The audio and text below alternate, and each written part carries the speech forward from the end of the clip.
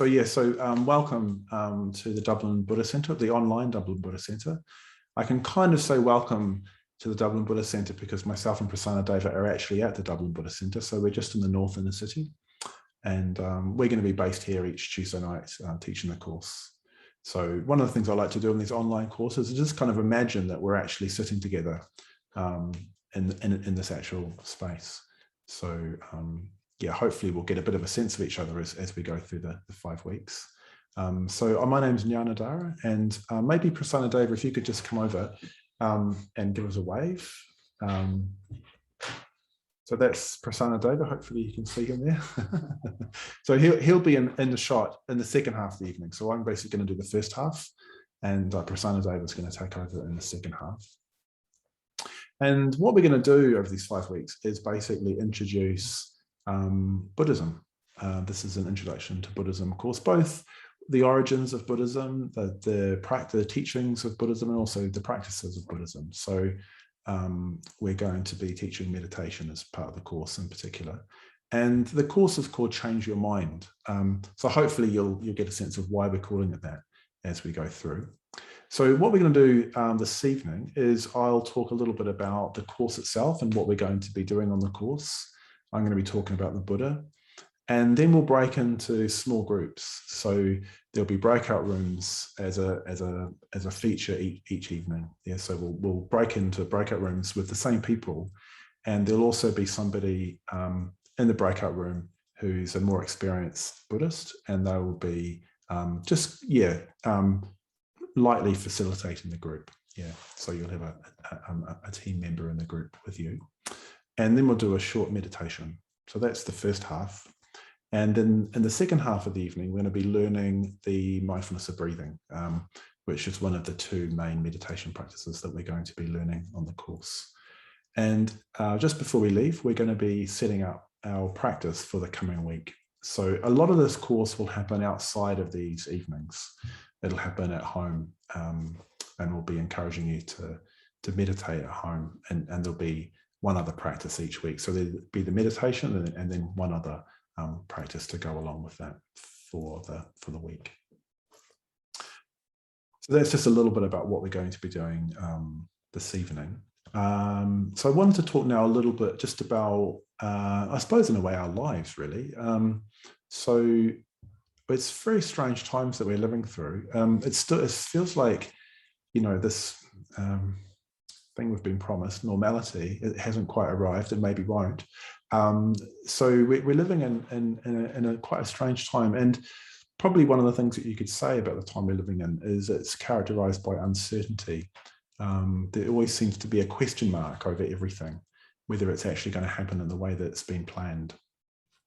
And it's not as cute as it was a while ago, but it's still there, definitely. It still seems to be quite an important feature, quite a strong feature, quite a prominent feature of our lives, the sense of uncertainty. And in a way, I think what this has shown us, this uncertain time that we've lived through, is that there's a certain level of uncertainty that's there all the time. It's particularly obvious, or has been particularly obvious in the last period of time, but it's actually there all the time. The sense of never quite being sure, never being able to know for certain what the future will bring. And part of that is because things change. The situations that pertain now will change into some other kind of situation. So just as we're beginning to become accustomed to things being in a particular way, they change. And that's just the nature of things. That's what the Buddha teaches, is that things change. And this fact about life, this truth about life has been uncovered in particular. It's been kind of revealed to us quite forcibly, actually, in the last sort of 18 months. So like I say, things have settled down a bit, but it's still very much there as part of our lives. It's been interesting. I'm from New Zealand, as you might have gathered by now. And I've been talking to some of my family and friends in New Zealand over the last few months, and they're kind of been plunged into this very uncertain thing that we were in Ireland and in England as well. Talking to Ian there in Walthamstow. kind of, in the last kind of 18 months, we've been in these very uncertain times. And it's just interesting talking to them and then going through this very uncertain kind of thing about not being quite sure what's around the corner, what's going to happen. And I think what this does is this uncertainty, when we encounter it, as we all do from time to time, it challenges us existentially. In other words, it challenges how we understand our existence as living beings, as human beings. It challenges our understanding about what our place is in the world, what we are doing here, maybe even what our life is for. And a couple with that can be quite a powerful sense of dis-ease or unease.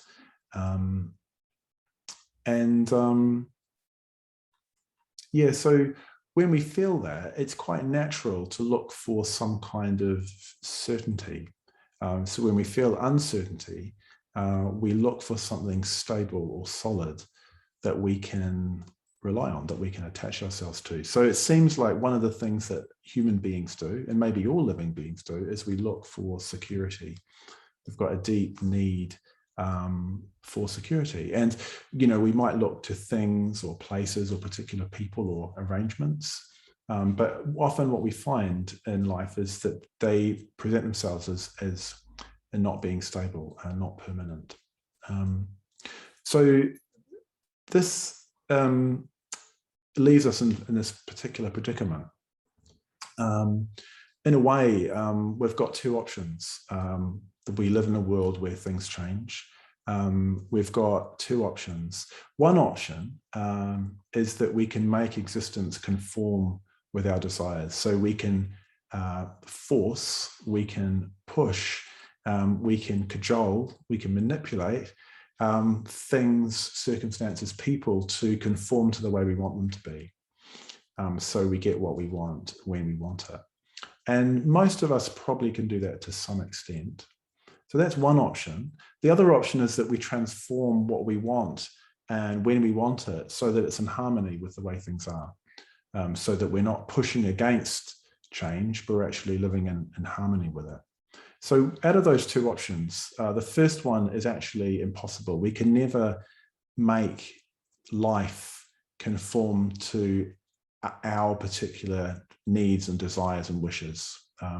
It's just not possible to do that. What we can do is we can transform our desiring, as it were. We can transform ourselves so that we're living in harmony with what's going on around us. We can be responsive to the change that's taking place.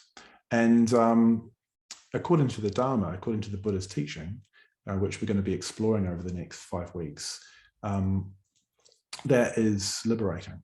Yeah, so we're liberated, we're freed from this need to have everything conforming to our own desires. And really what that boils down to is changing our mind. That's why we're calling the course Change Your Mind, because fundamentally that's what the project is, so to speak. The project is to transform our mind. And when we use this word mind, which we'll refer to quite a bit, I'm sure, when we're using that word, we're talking about it in the broadest sense. So we're not just talking about thought. We're not just talking about thinking and ideas and concepts. We're also talking about feeling, emotion. We're talking about intention. We're talking about motivation.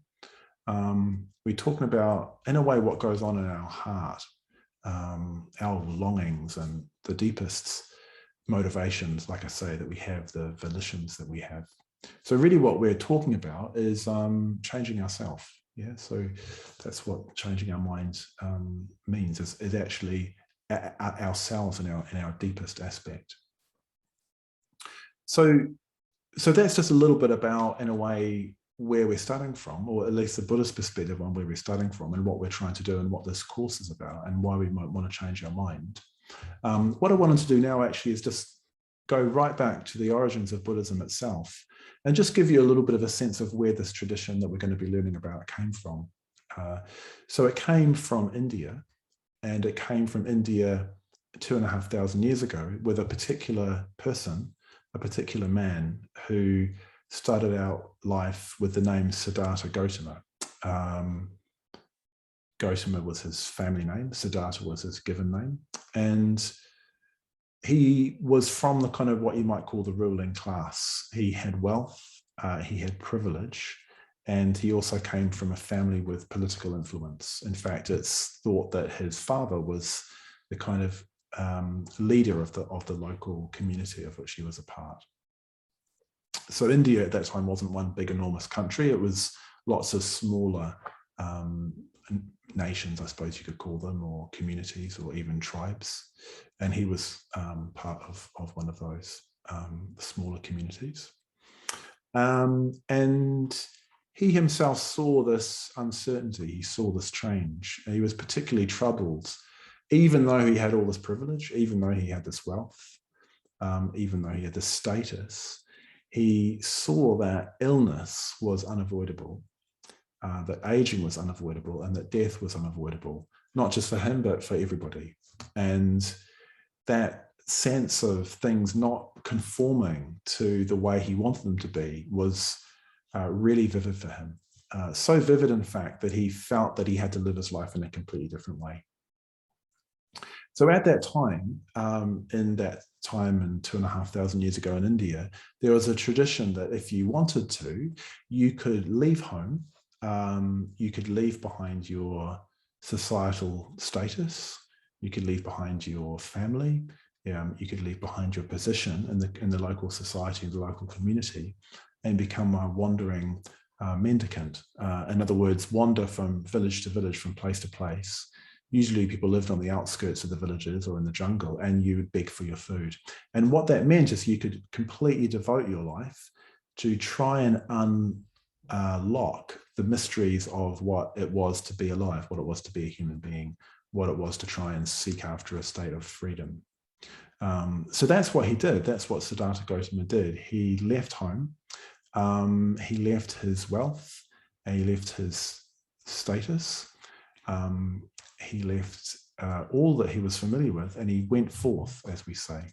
And he led this life devoted to figuring out an answer to old age, sickness, and death, as it's often put, this uncertainty that was characterized by old age, sickness, and death. And what he decided to do was to seek out something that wasn't subject to old age, sickness, and death. It's something that was free from those things, that was agingless, that was illnessless, and that was deathless, not subject to change. So that led him on this spiritual quest. And he was able to transform himself completely so that he was living in harmony with life. He was living in harmony with what was going on around him, not living in opposition to what was going on around him. And it's said that that was an awakening, that he woke up to what was really going on, and when that transformation was complete, when he completely transformed his mind, completely transformed his whole self. So yeah, so the word Buddha actually means awakened. So the Buddha is a title. Buddha is a title, and it means the awakened one. And there's different ways you can talk about what that means. You can talk about it in terms of freedom. So the Buddha was free from angst, free from inner conflict, free from disquiet about ethical decisions that he's made. So he just experienced this deep peace, this complete freedom from any negative mental state, so any afflicted emotion. So he was free from greed, free from hatred, and free from delusion. And what that means positively is that he dwelt, as it were, in a state of wisdom. So this is a state where we see what's going on. We see and we know the way things really are. So quite what that means we'll discover as these weeks roll on over the next 5 weeks. It's also spoken about as a profound state of love. So the Buddha experienced a profound solidarity of life, of his life, with the life around him. He no longer exclusively identified with his life as being the only life or the most important life. He had this deep sense of solidarity with other living beings. And that state of awakening is also characterized by energy. So when you read accounts of the Buddha's life, he comes across as a supremely confident, even fearless man who had this amazing resource of unimpeded, spontaneous creative energy. He was just able to respond creatively to whatever life threw at him. And it did throw challenging things at him as well. It's part of human life. Human life is challenging inherently. It's part of human life.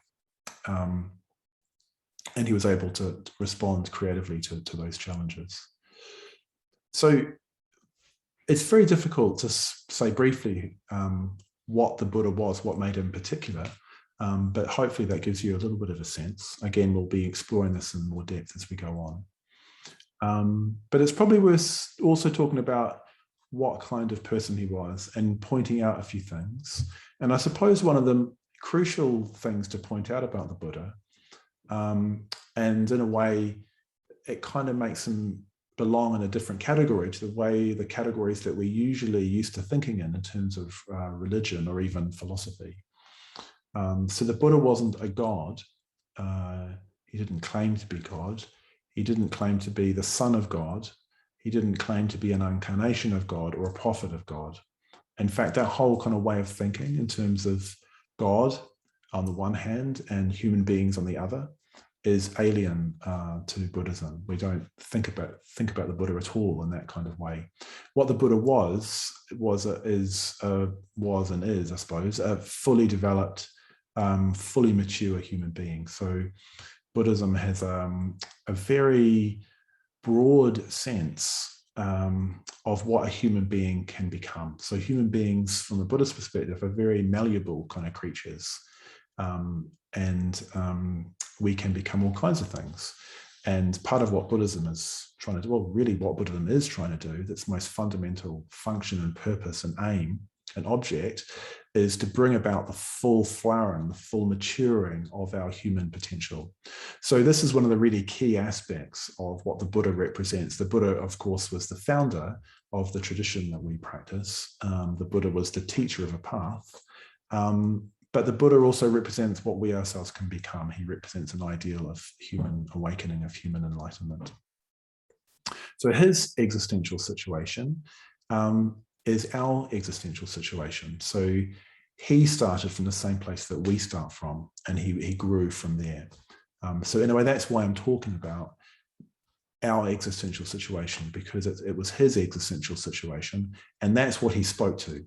That's what he addressed his teaching to.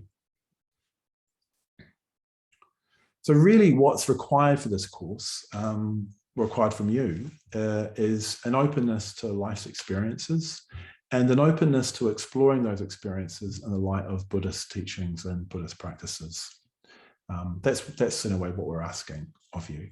And we're also asking, as it were, that you meditate every day for the duration of the course. And there'll be one other thing to practice in addition to the meditation. We'll also be encouraging you to read the book that accompanies the course.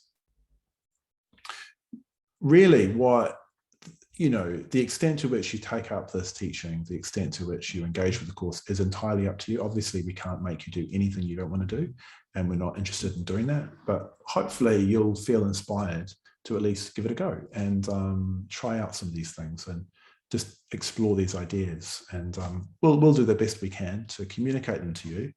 And we'll also get into dialogue about the teaching. So there'll be opportunities to ask questions, particularly from next week. And also there'll be an opportunity to talk about these ideas in small groups. So what I thought I'd do now is I'm just going to share a screen, which has got an outline of the course. So if you just bear with me for a moment. So hopefully you can see on your screen a slide. You should be able to. It's the computer's telling me that you can. So basically on tonight, the first week of the course, we're going to be hearing about the Buddha. We just have, and in the later part of the evening, we're going to be hearing about mindfulness, what that means, and we're going to be learning the mindfulness of breathing meditation practice. So that's the main gist of week 1. And then week 2, we're going to be looking at this very central idea of the mind having 2 functions, or 2 ways it can function, 2 sort of modes of functioning, which are the reactive mode and the creative mode. And we'll learn about how what we're trying to do, what Buddhist practice is trying to help us to do, is to move from a reactive to a creative mode, and from a creative mode, and you could say, to an even more creative mode. And we're also going to be exploring how we might connect with inspiration, how we might connect with inspiration to go about that process, to bring about that process. So the third week, we're going to be looking at another meditation practice, the second of the 2 principal practices that we're going to be learning. It's called the Metta Bhavana, and it's focused on kindness. And we're also going to be exploring the relation between that and Buddhist ethics. We're going to be looking at what the Buddhist understanding of ethics is. So in the absence of a creator God who gives instructions, we're going to be looking at how we can discover principles, training principles even, that can guide the way that we interact with other people. So we'll be looking at Buddhist ethics on the third week. And then the fourth week, we're going to be doing a bit of meditation troubleshooting. So looking at some of the issues that arise in meditation, some of the challenges that arise, and even the obstacles, and look at how we can respond to them creatively. And we're also going to be looking at developing wisdom. So I was saying a minute ago that the Buddha was profoundly wise, that he understood the way things are. And we're going to be looking a little bit at how we might discover that wisdom in our own lives through looking at things in a particular kind of way, by taking a particular perspective to our lives. So that's week 4. So meditation, troubleshooting, as it were, and developing wisdom. And then fifthly, we're going to be looking at spiritual community. So we're going to be looking at the crucial role that community plays in that unfolding and maturing of human beings that I spoke about earlier, and how that's characterized by friendship, by spiritual friendship between different individuals. So that's just to give you a brief sense of, a brief kind of overview, or a brief kind of précis of what we're going to be looking at for the next 5 weeks. I'm just going to stop sharing now, and where have my notes gone? There we go. Yeah, so just a few other, I'll just mention a few other things, and then what we'll do is we'll break up into small groups, and we'll have a chance to meet a few of the other people in the course. I just noticed that there's 32 of us. Well, there's 33 actually, because myself and Prasanna Deva and oh no, you're on as well. You've already joined, haven't you? Yeah, so there's 32 of us.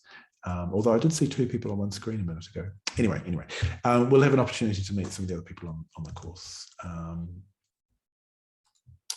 And so just a few general things about the course. So what we'll do each week is we'll send you a reminder of the evening on the day of the course, which will have the Zoom link on it. The Zoom link will be the same each week.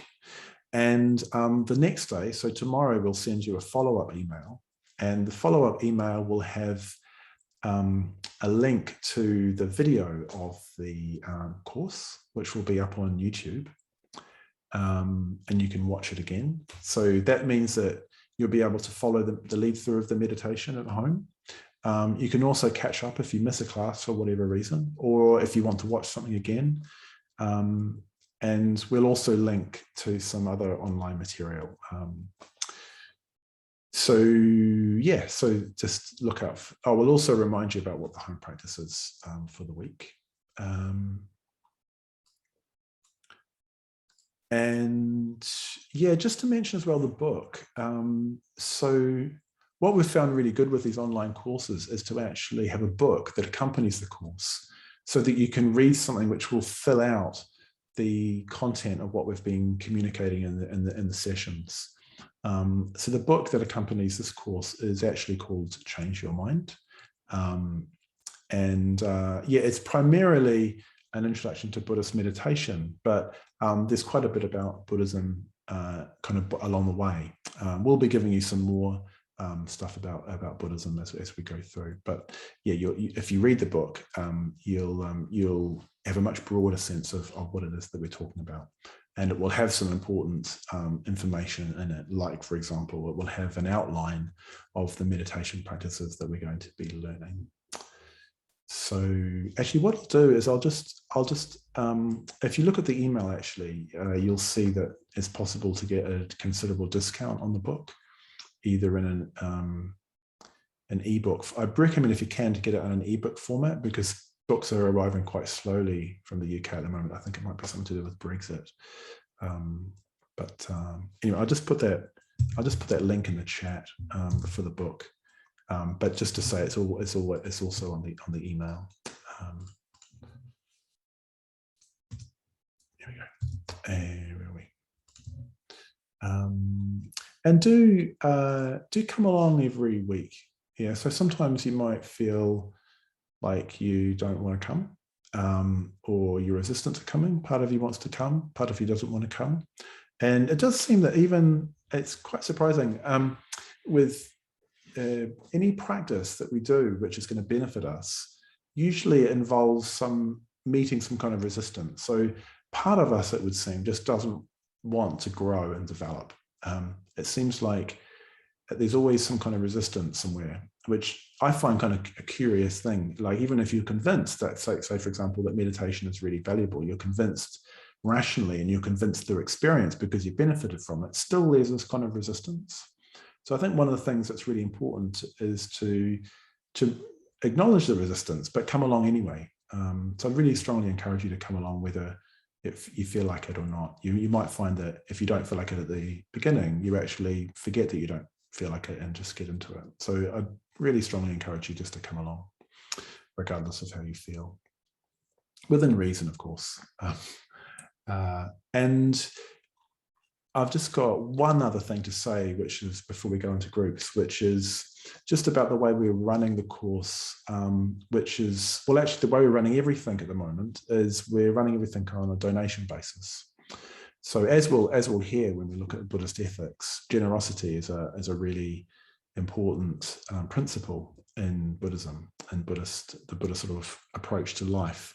That what we're trying to do is part of this letting go of everything needing to be the way we want it to be only, is to just be more generous, just to be more responsive to other people. So the Buddha, it appears, communicated his teaching in that kind of way. He just gave it. Just like the sun shines its rays, the Buddha just communicated his perspective on life, and people were free to make of it what they made of it. So if they wanted to practice it, great, and if they didn't, he wasn't bothered by that. He just let them go off. So in a way, we've tried to take the same approach with our Buddhist Centre, particularly online. It's kind of opened things out for us. So we thought, well, let's just do it in that kind of way. Let's not charge for our events. Let's just completely open it up and just have anybody who wants to come along. And it's been really lovely just to operate in that kind of way. It feels quite liberating, actually, not to be in a situation of kind of exchange, or financial exchange, or so we're just giving what we have to give. And if you want to, would ask you to consider giving a donation to the Buddhist Centre so we can keep operating. So obviously we've got it costs money to keep the show on the road, as it were. So what we're asking is that you, like I said, that you make a donation to the Buddhist Centre. And we find it's helpful for people to give a suggested donation, just to give people something to kind of calibrate what they might give. If you just say it could be anything, people feel a bit confused. So what we're asking for is €100, but you're really free. I can't emphasize this enough, to give whatever you're happy to give. So that might be more than that. It might be less than that. If you're very short of funds at the moment, it might be at the moment zero, but just please give whatever you're happy to give. That's the sort of spirit that we're offering the course. Yeah, so we'll be reminding you of that as we go through, but I just wanted to just explain that a little bit right from the outset. And like I said, all of our courses at the moment we're running free of charge, just asking for donation. So what we're going to do now is just break into small groups, and this will be an opportunity to meet a few of the other people on the course. The groups will be the same each week, so you'll get to know the same people a little bit over the coming weeks, and the people will be the same people. And you'll have somebody who's kind of leading the group, so to speak. And just to kind of get us going, I thought it might be nice just to have a few questions. I've got 3 questions. The first one's really easy. So I'm just going to share the screen here so you can see what they are. So what I suggest for the groups is, first of all, you just say your name, and then say why did you decide to do this course? What led you here? And part of the reason for that is so you can reconnect with your own inspiration for doing the course, your own reason for doing the course. And then thirdly, what is your response to what you've heard so far? You might have responses to what we've been talking about, what I've been talking about for the last 25 minutes. So I'll put those questions in the chat, which you should be able to see them when you go into the group. So David, are you ready? I'm just going to stop the recording now. Okay, so hopefully you had a good time just meeting a few of the other people on the course. I certainly enjoyed just meeting a few of the people who were in the group that I was in. So what we're going to do now is just do a little bit of meditation. I was talking earlier about this process of transforming ourselves so that we're more genuinely responsive to what's going on around us, that we're not trying to enforce our own particular will on the world, but trying to be more responsive. And the key starting point for that is awareness, is to develop awareness of what's going on, even just in our own immediate experience of our body. So we're just going to sit for a little over 5 minutes and just experience our body, just notice what's going on with our body. So what I invite you to do is just to sit comfortably. You don't have to sit in a kind of special way. Just sit on whatever it is you're sitting in. Just try and sit with your back reasonably upright. And yeah, we'll just do a short meditation just to finish off this first part of the evening. So I'll just give you a moment or two just to close your eyes and just begin to open up to what is going on, what's actually happening.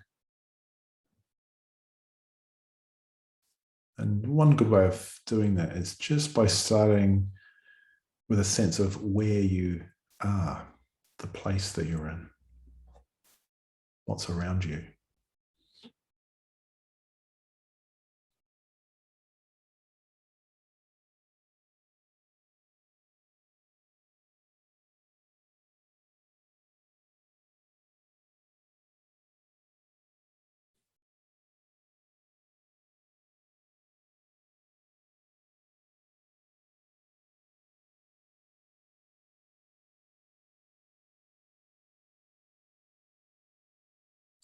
So a sense of the walls of the room, the ceiling,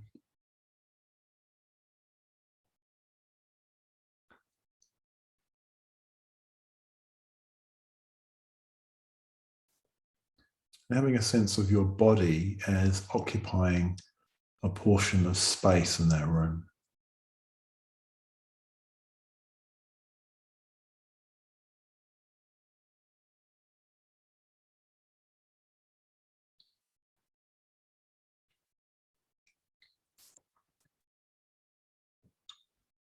And in that space that your body occupies arises feeling, like bodily feeling, in particular, the feeling of touch.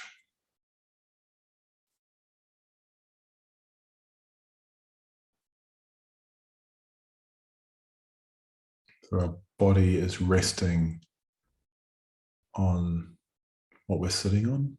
So can you feel that actual touch of our feet, our legs perhaps, our pelvis and buttocks?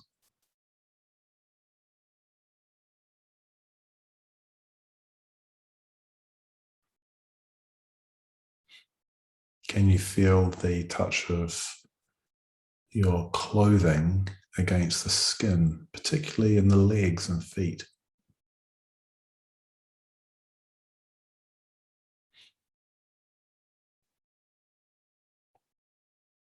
Sensations of temperature.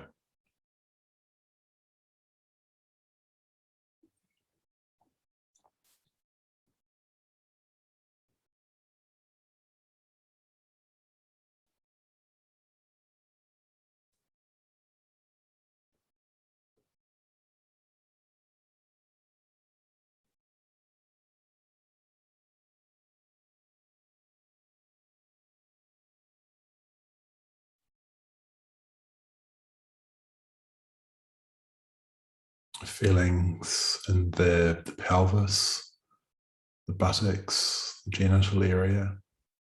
Perhaps you can feel the pressure of your waistband or your belt against your belly.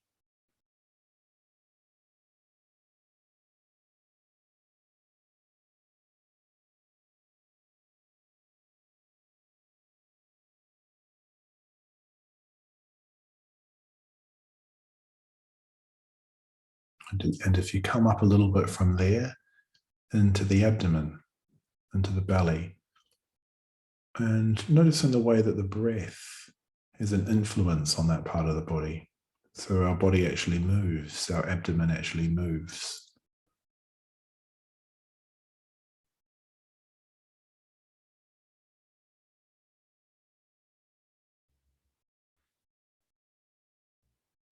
Feeling our chest, shoulders, back. Again, we might notice the influence of our breathing in that part.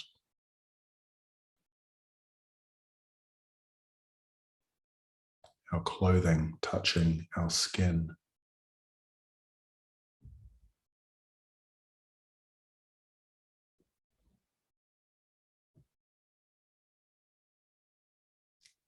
Feeling the sensations in the arms and in the hands.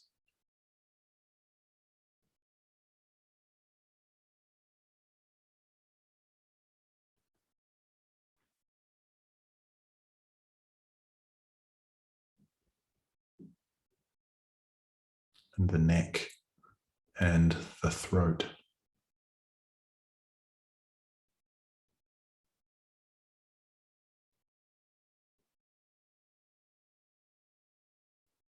And the face and the mouth and the eyes. Allowing the forehead spread.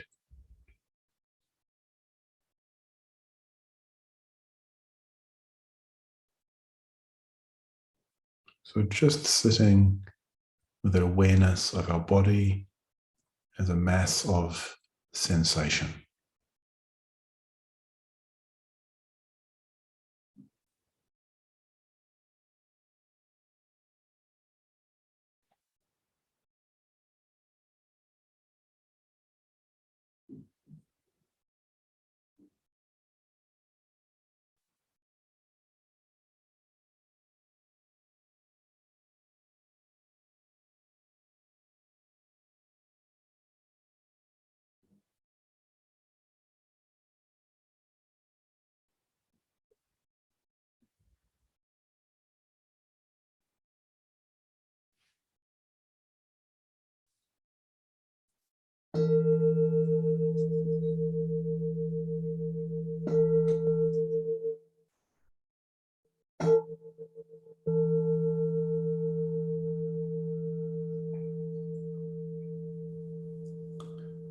And then bringing the meditation to a conclusion, just in your own time. So we'll have a break now. It's just 1 minute past the hour, 1 minute past 8. So let's come back at 10 past. And we'll just have a few minutes just if there's any questions. So if you do have a question, maybe you could just type it into the chat box. And I'll have a go at answering them. And then I'll hand over to Prasanna Deva, and he's going to teach us the mindfulness of breathing meditation. All right, so see you at 10 past. So I'm going to introduce the meditation this evening, the mindfulness of breathing. And just to reiterate, I'm Prasanna Deva.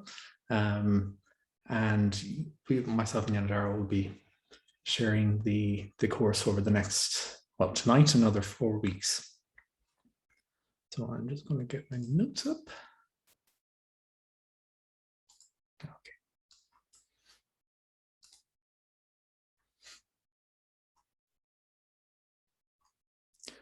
So we've heard already this evening about the Buddha, his kind of a general sense of who he was, his life story a little bit. And we heard that what is the name Buddha, well, isn't actually a name, it's a title, and it means to be awakened, the awakened one. So another way to describe of being awake is to describe it as to be aware. So the Buddha was aware of things as they really are, was a phrase that Yanadara used. It's a way of describing the enlightenment experience. It's to be fully aware of things as they really are. So you could say to live without awareness is to live as if you are asleep. But then if you start bringing awareness into your life, it's like waking up. And one could say the Buddha is totally awake. And the principal way in which the Buddha cultivated awareness was through meditation. So this is where meditation comes into play in the Buddhist tradition. We all know the image of the Buddha. So I have one prepared earlier right behind my shoulder. So this probably, it doesn't surprise you to come into a Buddhist center and see a figure like this, a seated figure who has this very lovely posture. And you'd very quickly identify it as someone who's meditating. So the Buddha is often depicted seated and in a meditation posture. The mindfulness of breathing, the practice we'll be doing this evening. I'm going to first kind of break it up into two parts. I'm going to start with the mindfulness part, and then we'll go into the breathing part and talk more about the practicalities. So the mindfulness part of the mindfulness of breathing, it's about bringing a particular kind of awareness to something. So we've heard of mindfulness. I'm sure we've all heard of mindfulness. It's everywhere these days. But you'll find many different definitions. But what we want to do is to highlight the definition of bringing a particular kind of awareness to something. So the aspects I'm going to draw out of this type of awareness is that it's an awareness that's concentrated, it's an awareness that is relaxed, an awareness that is kind, and an awareness that is curious. So these are 4 aspects I'm going to draw out. So concentrated. So we're going to be focusing on doing one thing at one time. So rather than trying to do many things at one time, we're not going to be multitasking when we're practicing mindfulness. This is in meditation or just as we go about our day. It's relaxed. So we're not trying to have a concentration that is very rigid and hard, but rather the kind of concentration or awareness that isn't trying to exclude everything that isn't the object of the awareness.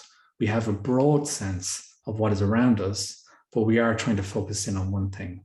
So there's a bit of a balancing act there of concentration and relaxation.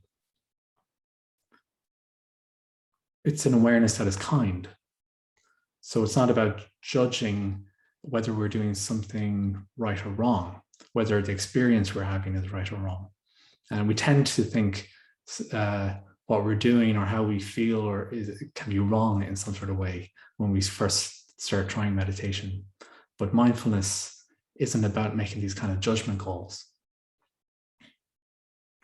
And curious. So this is about not making assumptions about what our experience is. We've gone through our entire life experiencing things in some way, shape, or form. So we can think we know what our experience is. But when we practice mindfulness, it's bringing the kind of awareness that is curious and open to not just buying into these presumptions that we have about our experience.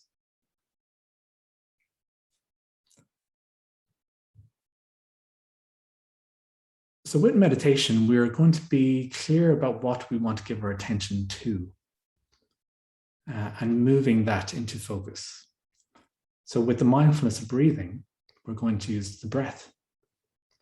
In other meditation practices like the Metta Bhavana, which we will be looking at in a few weeks, we'll bring something else into our focused attention. But at the minute, it's going to be the breath. So we're going to be attending to it, just kind of being with it. We're going to breathe naturally. So if any of you might have done yoga, you might be aware of kind of breathing practices called pranayama, where you're actually actively changing how you breathe. You do breathing practices with counting and usually holding the breath and releasing the breath. We're not going to be doing anything like that. We're just going to be breathing in a natural way without manipulating or trying to force it to do anything in particular. You're just breathing naturally and bringing awareness to that.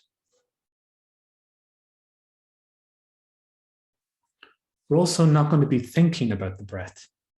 We're going to be feeling it. So the difference here is instead of using sort of your brain to kind of think about your experience, you're going to use your heart to feel into that experience. So having your experience directly rather than a mediated experience through the intellect or your brain, where you're just thinking about the idea of the experience. You'll find that your mind tends to proliferate or tends to wander off, get into stories or narratives.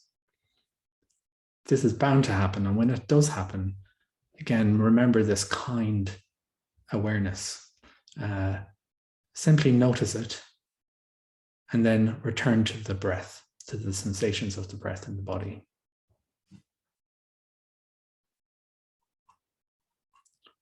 So I could keep talking about the meditation practice, but it's the kind of thing that is best experienced through doing it.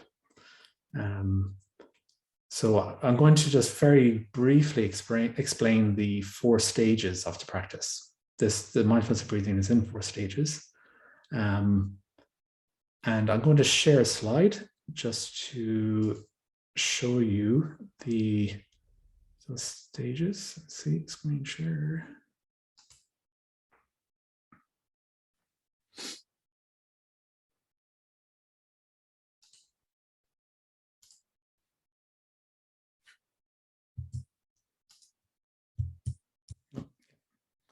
Okay. So you should all see that now, hopefully. Oops. Sorry, I lost that now.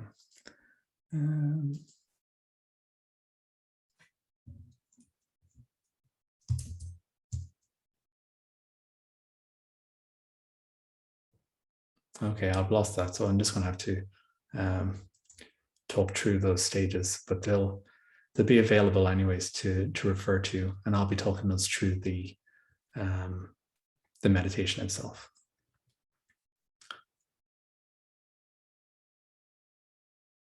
So for this week, we're not going to get into a full meditation posture, just so we can get into the main bits of the practice itself. So for this evening, we're just going to sit in a chair or wherever we're at. And I'll just tell you the main principles of meditation in any sort of posture, which is you want to be very relaxed. So you don't want to be sort of too rigid or tight. You want to be able to kind of let go into whatever posture you're in. So when you're in your seat, you want to be able to just relax into that. But at the same time, you have to hold that with being upright and alert, with the chest open and the shoulders relaxed, and your spine is up straight. So with those two things in mind, relaxation and uprightness, just trying your best to create that in whatever seated position you're in at the moment.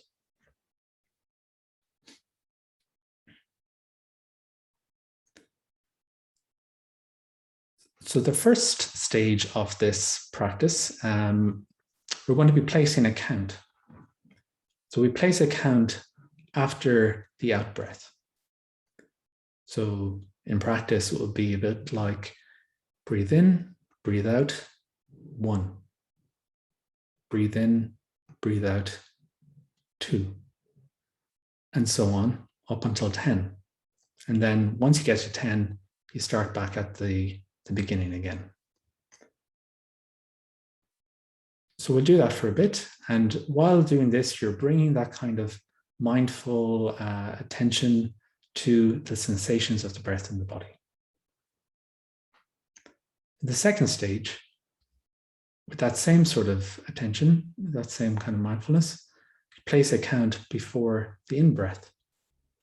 1, breathe in, breathe out. 2, breathe in, breathe out. And again, so on up until 10. And in the third stage, we let go of the counting. And we just have a broad awareness of the sensations of the breath in the body.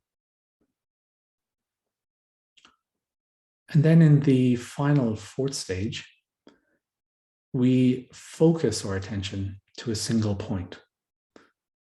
So this is the point at which we focus this attention to is where we first have a sensation of the breath as it enters the body. So I don't want to prescribe where that sensation is going to be, but rather bringing that curious awareness into play, being open to where that might be. And then just really focusing in on that point for the last stage and sustaining that focus as much as you can. So that's just very briefly the 4 stages. I invite you now to, if you're not already in your posture, to get into some sort of alert, upright, but relaxed posture in your seat. And I'll do that myself.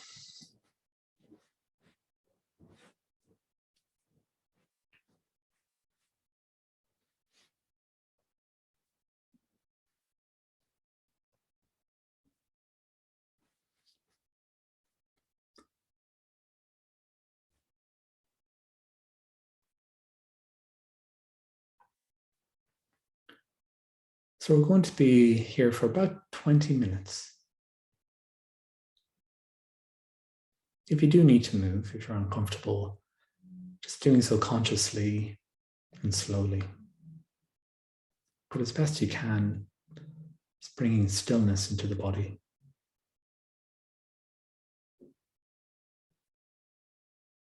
And when you're ready, just closing your eyes.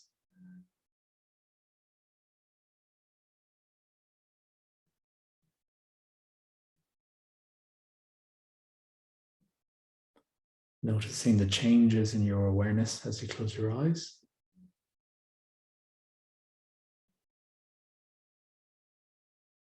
Becoming aware of your placement in the room.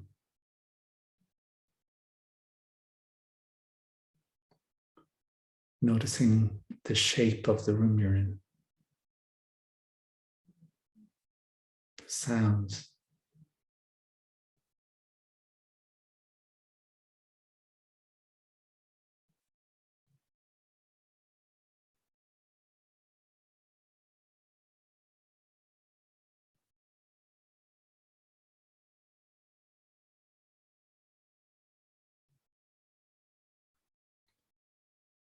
Notice the connection between your body and your support. So your chair or stool or the floor, whatever you're supporting yourself on. Just noticing the weight of your body moving downwards and being supported by whatever it is.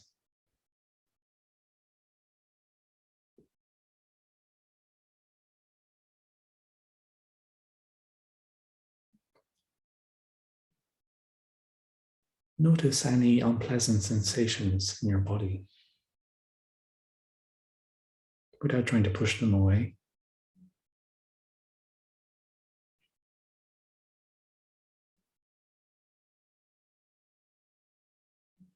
Notice any pleasurable sensations. Try not grasp after them.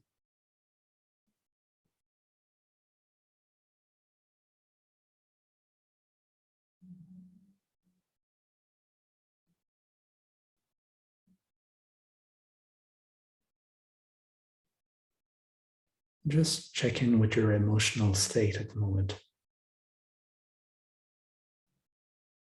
What is your emotional weather like at the moment?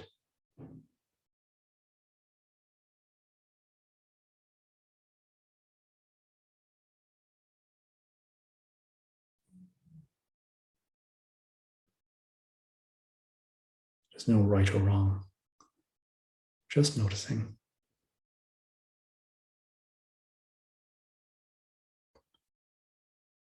And just notice now if you are lost in your thoughts, or can you hold your thoughts in awareness? Just letting them pass.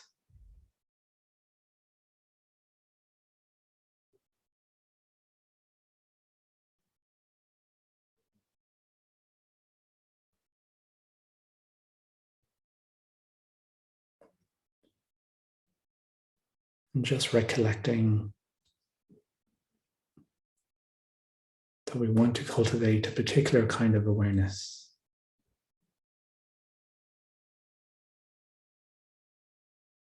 Concentrated, relaxed,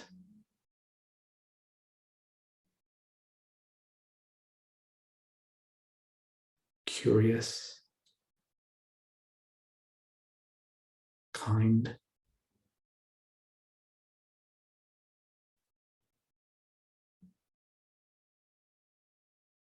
And with this kind of awareness, noticing the sensations of the breath in the body.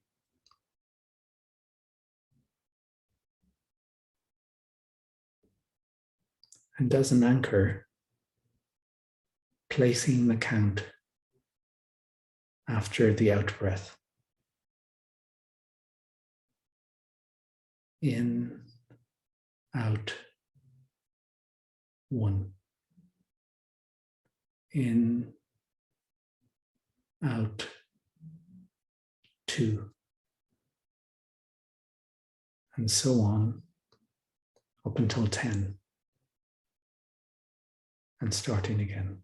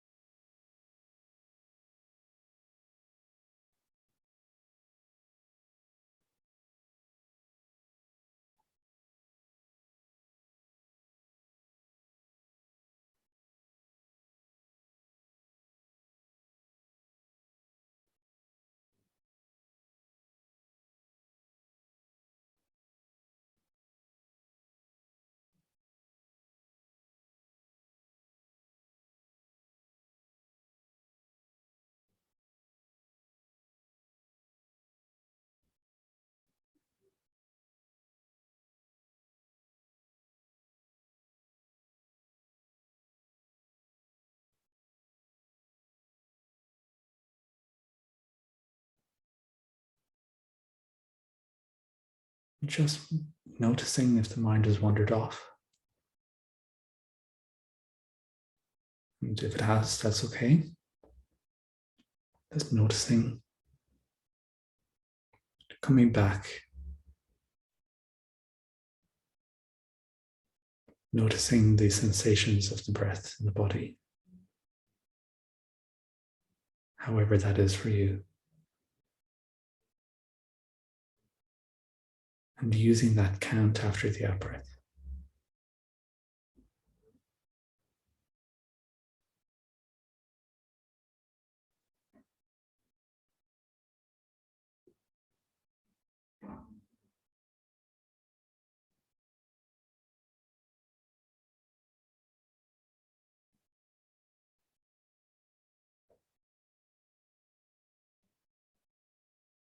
And moving into the second stage, dropping the count.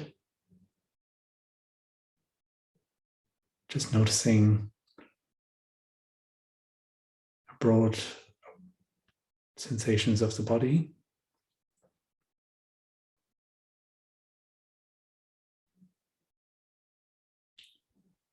Then coming back to the breath. And this time placing the count before the in-breath. 1, breathe in, breathe out. 2, breathe in, breathe out. And so on, up to 10 and starting again.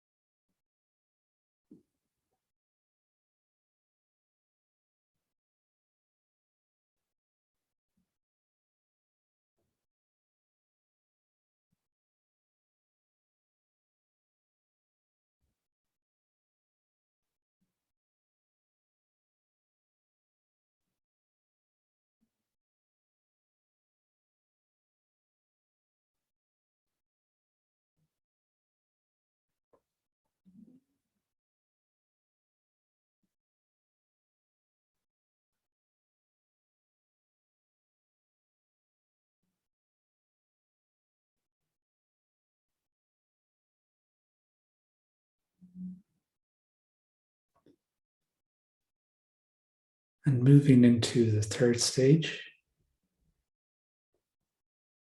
just letting go of the count altogether.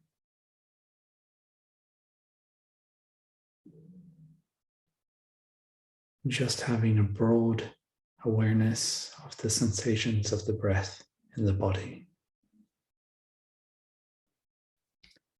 Imagining you're being totally saturated with awareness.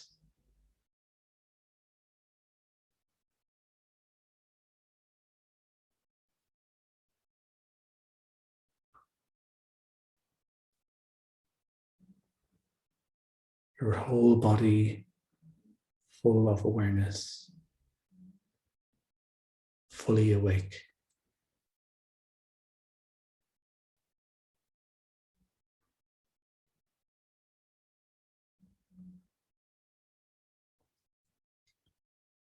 we can think of the image of the Buddha, whole, fully awake, totally saturated with awareness.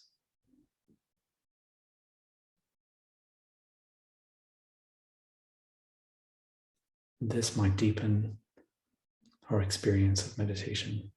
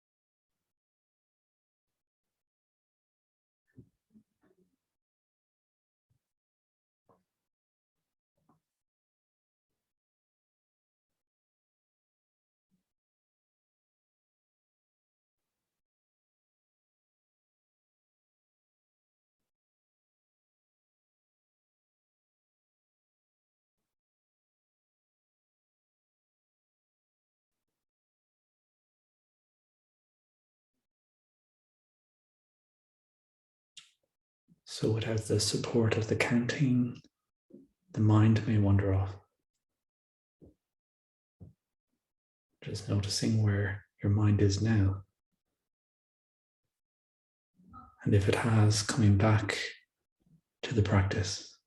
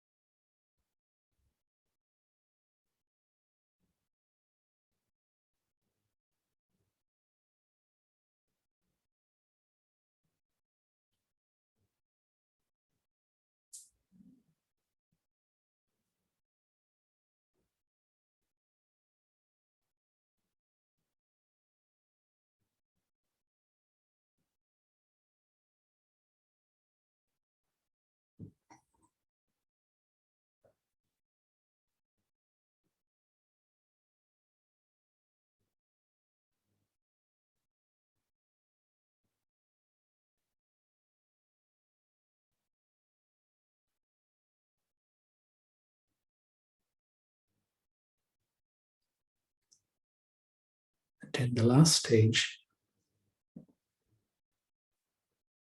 we want to focus this awareness that we've cultivated so far, focusing in on the point at which we first feel the breath entering the body.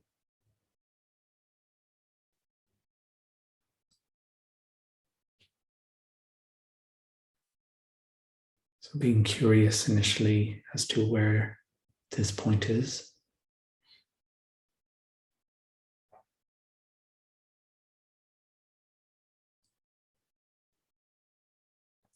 And then focusing our concentration on that point.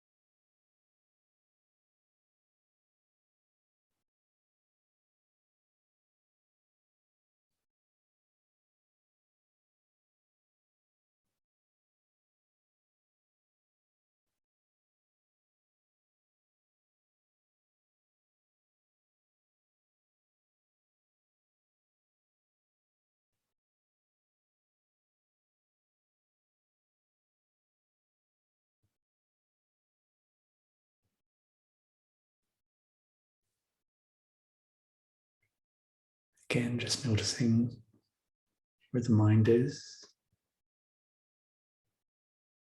If you've got distracted, coming back. And with a kind, curious, receptive, focused concentration, coming back to that point. Noticing the sensations.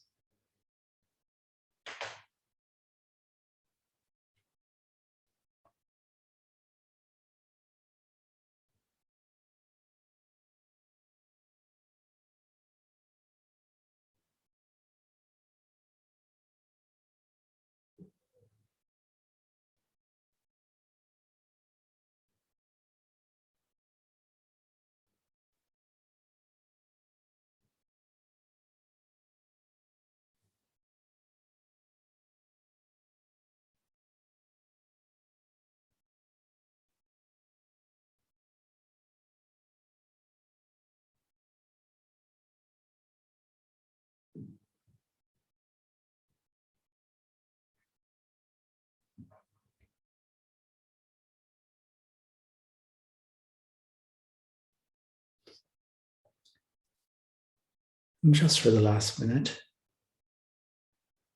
letting go of any effort in the practice. Letting the mind do whatever it wants, which might be continuing to stay mindful.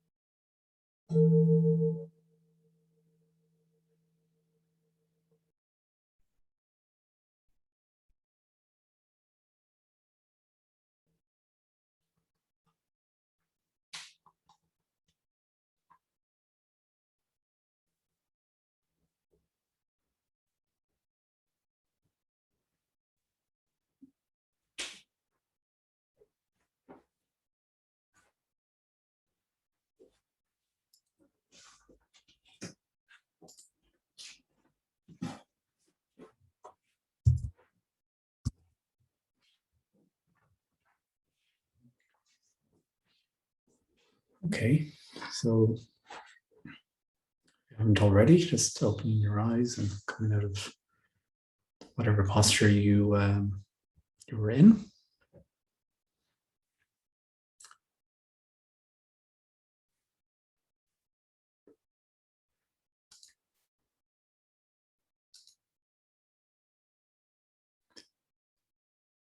So I'm just going to talk a bit now about home practice. And I'm going to share screen now, which I think I've just fixed. So 1 second.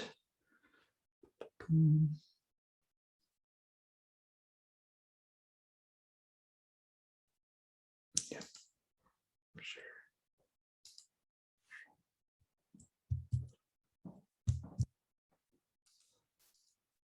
There we go. So the first thing I will talk about even before these 2 points is about the importance of routine.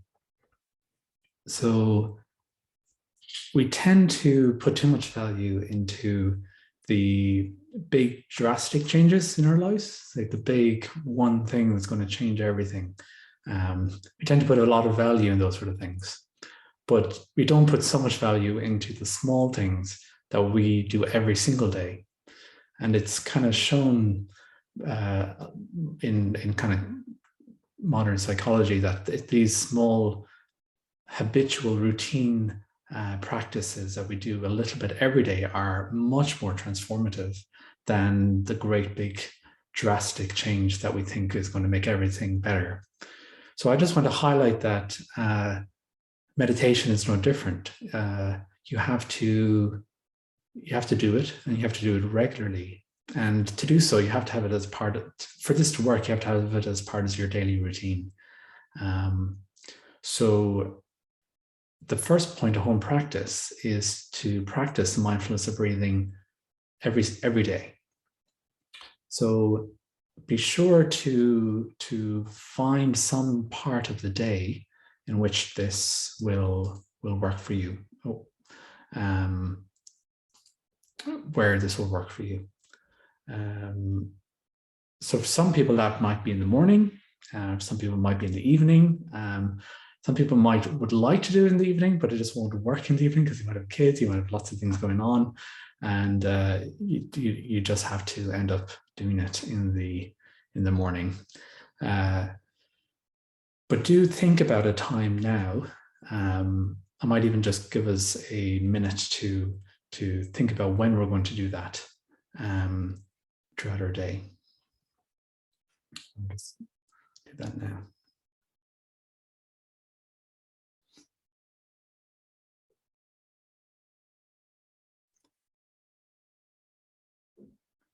Well, I won't quite give you a minute, but just a little space to think about that.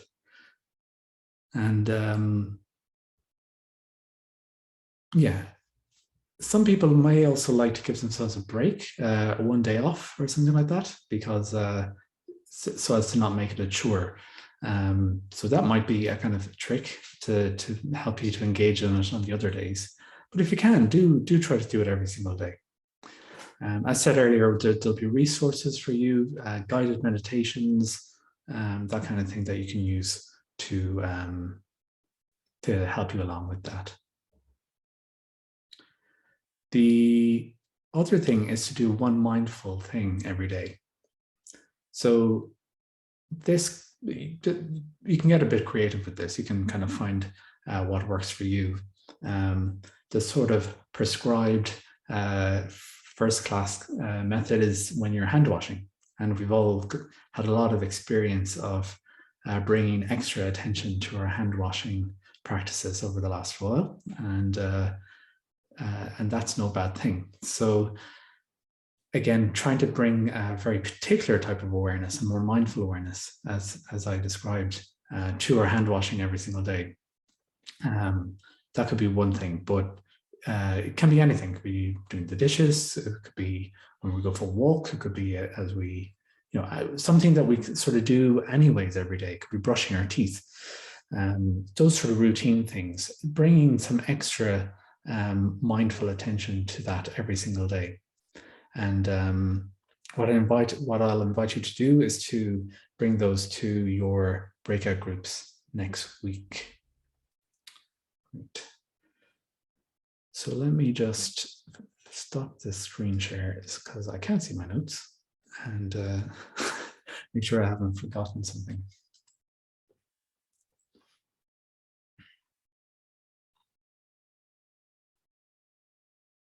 Yeah.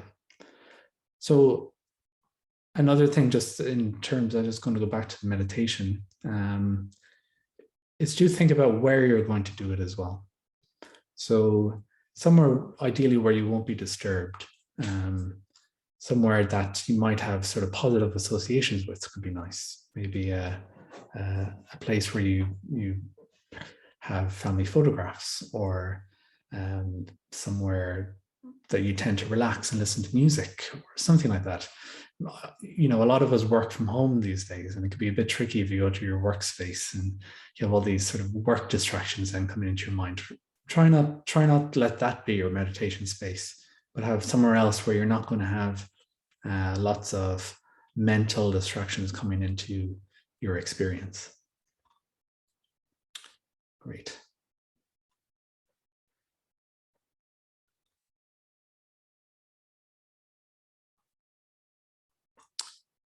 Okay, so it's important to create a intention around this. So again, I'm just going to give us a little moment now. If we had enough time, I would have done breakout groups, but I'm not sure we do. So basically, just setting an intention around when and where you're going to do your meditation, and also what is your one mindful thing of the day going to be? What is your one mindful thing of the day going to be? And great, I'll give you 1 minute now.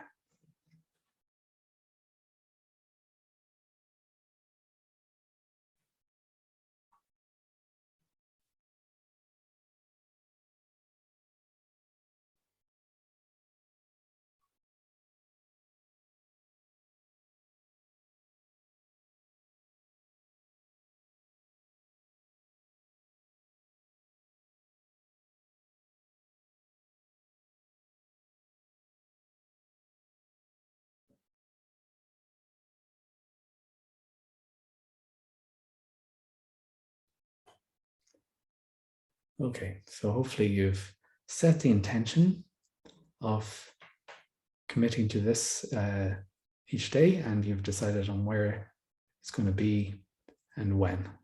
And if it doesn't work out, don't worry. It doesn't have to be perfect. These things could be messy. You might have to do a bit of trial and error on these things. That's totally okay. You can share with your breakout group next week what worked and what didn't work. That's totally fine. Okay, so that's it for this week. We're going to be here same time next week, same bat time, same bat network, and same bat Zoom links as well. So, and we'll also send you out a reminder email with that Zoom link in it.